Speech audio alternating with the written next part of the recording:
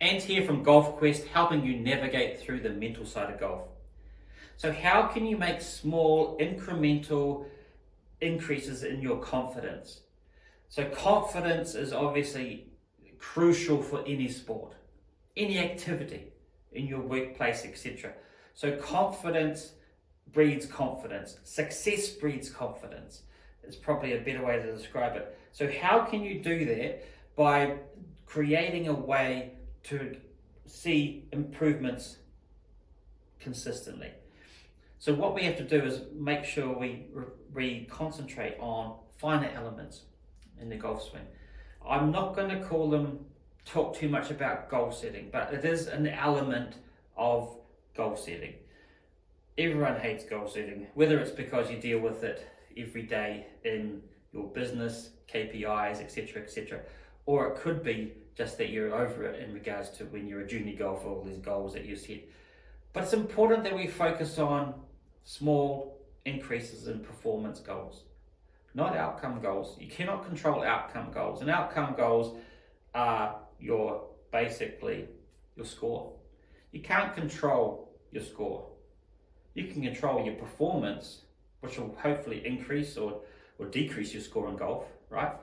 So, but the outcomes, you just can't turn up one day and say, I'm going to shoot subpar today. Well, you can if you're confident as, but generally a club golfer is not going to do that. You can't just turn up and say you're going to have 40 points today in the Stableford competition and win, right? So that's uncontrollable. You don't know what's going to happen out there. You don't know if you're going to get some bad lies, the weather's going to pack up, you don't know whether your partner's going to be annoying or whether things just go wrong out there. You can't control that. But you control the performance side of it. And it's talked about a lot in all sports like rugby in New Zealand here, that they talk about the performance, focusing on the performance outcomes. You know, if you do this and this and this 10% better than anyone else, then obviously it's going to have an effect. So let's target purely to golf.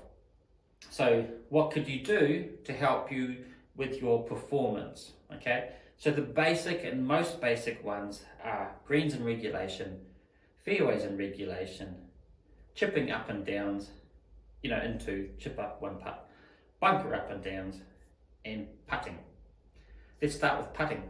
Okay, so putting, an average round of golf would be 36 putts.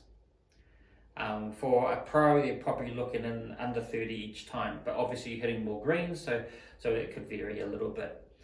36 putts. So let's focus on, you did some practice to try and increase or decrease the amount of putts per round that you had on average. So decreasing the amount of 3 putts you had, for example. Maybe you're averaging 3, in a month's time you want to start to average 2. That means that your scoring is going to be basically decreasing as we go. So you increase your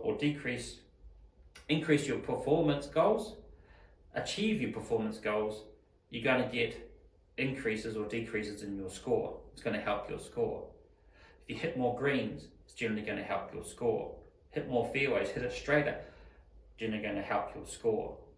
Okay, so focusing on what you can do here in the performance side of it, it's going to help the outcome here. Can't say 100% this is what you're going to do, but if you do this, it's going to help to get that score to where you want it to be.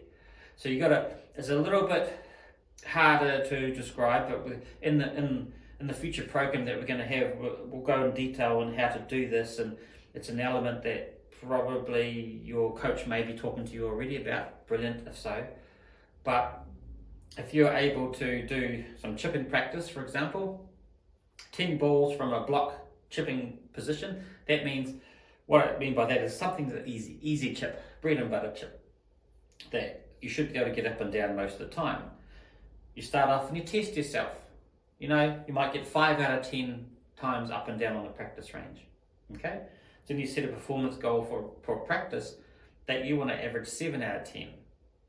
Okay, so you do your practice for a week or so, retest, then practice it, retest. And if you start to get consistently from a similar position, that increases to 6 out of 10, 7 out of 10, 8 out of 10. Maybe you start to chip in 1 out of 10. Okay, what that's going to do is what? When you go on the golf course and you have that shot, boom, confidence. You know 8 out of 10 times that you are going to chip this and probably get up and down. That's what a performance goal can do.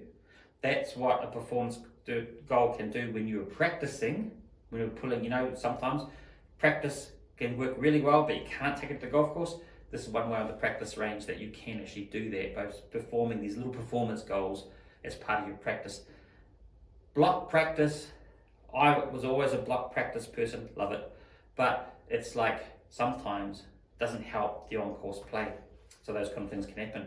Then on the course, you keep your statistics. Everyone gets a bit bored of keeping your statistics. There are some statistic platforms that you can use.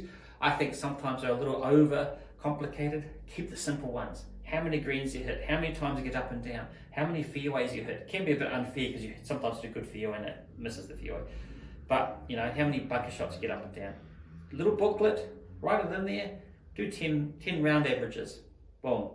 And then you can work out some percentages to try and increase. And you can also work out pretty quickly what are your strengths and what are your weaknesses.